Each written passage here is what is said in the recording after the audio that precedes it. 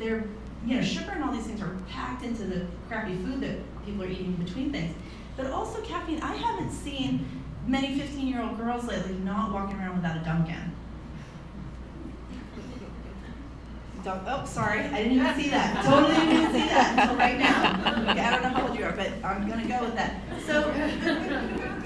And we're in Dunkin' and all these places are starting to market even younger, right? They're starting to market these fruity drinks and stuff to little tiny ones, and Starbucks and all the rest of the stuff. But I feel like that's a symptom of sleep deprivation. So kids aren't getting enough sleep, which is causing them an enormous amount of stress.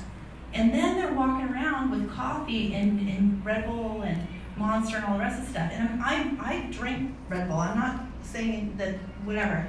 But I'm just saying that if we start kind of going upstream when we're talking about prevention, we need to start looking at some of these other pieces so that we can look at how we're responding to these pieces. We're asking kids to do an awful lot, and then when they can't do it, we're giving them chemicals to make sure that they can do it. And so that, in my mind, that's a precursor, right? That's a way of thinking about things as a community that we need to be paying attention to. So substance use. So what we know about substance use is that it is a relief-seeking behavior. Substance use is a relief-seeking behavior. So when we're talking about this, I want to think about this in a parallel process kind of way, right? Because you're a community and you're all here together because you care about this. And so I want to think about, if we're really, really interested in doing prevention, it's not about asking the kids to step up and do it on their own, right? We already talked about how kids are just starting to figure things out. They haven't had the depth of experience that we've had. They haven't known really well that when things get stressful, they can get unstressful. Because everything is new to them in a lot of ways.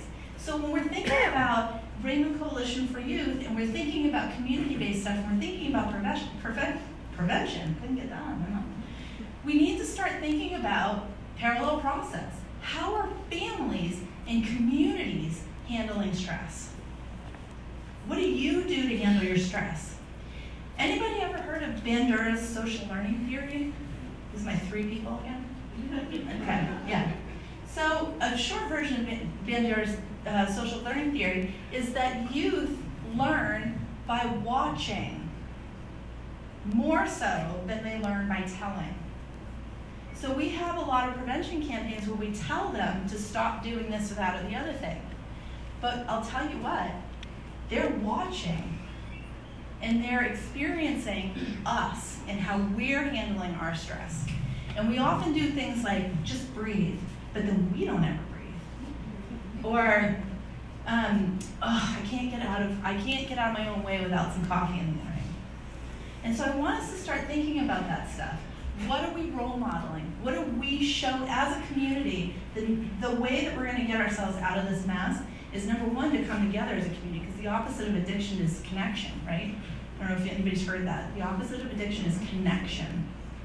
So that's community. That's where you guys all come in. But what are we role modeling as a community? And I'm not saying that people shouldn't have an occasional beer if that's your thing, or shouldn't have an occasional coffee if that's your thing, but it's how we talk about it and how we think about it. When we start saying things like, I need to have a beer when I get home from work in order to settle myself down, or I need to have coffee to get off the ground, those are messages that kids are picking up on, and they're emulating those messages. So something to think about. What are we role modeling? There's a, I don't know if I'll put that in. So here we go. So coffee, caffeine, it's our drink. If we can't have it, we can't think. So caffeine is a central nervous system stimulant. What else is a central nervous system stimulant? Say it. Coca-Cola. Coca-Cola, that's sugar, right? Yeah, and caffeine in there. What else is a central nervous system stimulant? Where are my substance use counselors in the room? Cocaine, methamphetamine. Yeah. So those are all central nervous system stimulants. And I feel like some people, I kind of lose this on some people. It's not that you shouldn't drink caffeine. I'm not saying that, because God knows it's helpful. But I'm just saying we need to think about how we're talking about it. what messages are we sending about how we're managing stress? I work so I can afford the amount of alcohol required to continue going to work. Life is basically all the stuff you have to do to get from coffee to wine time, right? We joke about this stuff all the time. It's all over our Facebook pages. It's everywhere we go in the community. And as adults, we don't think twice about it because we don't have problems. We're not addicted, right? Maybe some of us are in recovery, maybe some of us aren't. But we don't think about it. But I'm telling you what, our kids are hearing, they're not necessarily going to say, Mom, Dad, you shouldn't talk about caffeine in that way because it's influencing me in this way or that way. They're not going to say it that way, but they're going to emulate that behavior. So like I said, substance use is a relief-seeking behavior. So what are youth seeking relief from when they're thinking about substance use? And this is a prevention question, right? When we're thinking about why people have to seek relief, then we as a community have to get in front of those exact stressors, right? That's kind of our role. And so when we're thinking about seeking relief from being tired, we think about having coffee. When we seek relief from having severe emotional pain because we have ACEs, then we're starting to think about some other things, right? Opiates are fantastic for reducing psychic pain. We use them for physical pain, but they're really, really good for psychic pain too. So when we think about teen substance use as a novelty or risk-taking behavior, their brains are rewarded, their brain's reward circuits are primed for reward and novelty, right? Youth are highly motivated to seek not only new experiences, but sensations.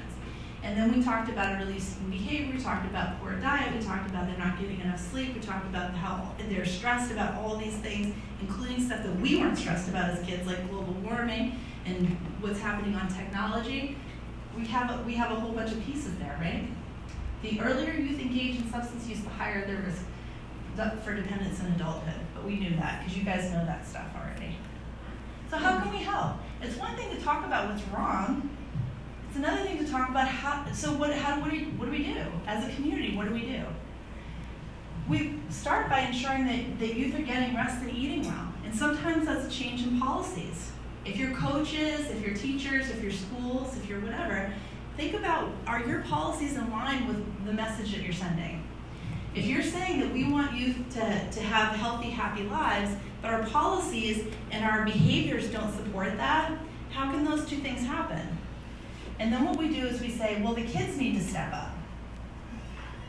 I'm not saying the kids don't need to step up, but we as adults need to step up. And we need to do what we need to do to make sure that they are in the best possible position for that. So ensuring that youth are getting downtime. Youth today don't get much downtime. And so what happens is that when they do get downtime, they have no idea what to do with it. None. And they get really stressed out by having downtime. Oh my God, what do I do? I'm missing something. They actually have a whole term for that now, FOMO. Fear of missing out. Like you always have to be in the middle of it because I have time on my hands. I must be missing something, right? So we need to make sure that kids are getting downtime and then they can just be, and learn how to tolerate that and learn how to be creative and explore that on their own. And we as parents and adults have to give them the space to do that. Because the other thing that happens is that kids want to go off on their own and do something, and mom and dad are like, where are you? Is your phone plugged in? Do I know 4 people that are going to be around you? Do I know all their parents? Do I know, you know what I mean? And we're like right up there. They're rare. I learned about this new thing recently. You all have heard of helicopter parenting, right? Everybody heard of helicopter parenting? Yeah. There's this new thing called lawnmower parenting. Have you heard of this? Have you guys heard of this? It's lawnmower parenting. And someone raised, yeah, I see you, you're just shaking your head. Lawnmower parenting is where you remove all obstacles from in front of your children so they never have to experience pain.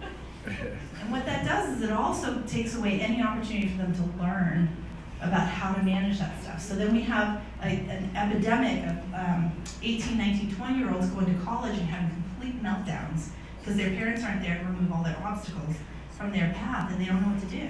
So we need to make sure that youth are getting downtime so they know how to tolerate downtime. They know what to do and they know that they can manage through that. The third thing that we can do is model healthy stress management. Youth are watching and listening. but they're watching what you're doing. And then staying close but allowing for individuation.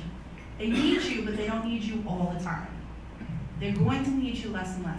And there's an evolutionary reason why youth leave their family units. Anybody want to take a guess at that?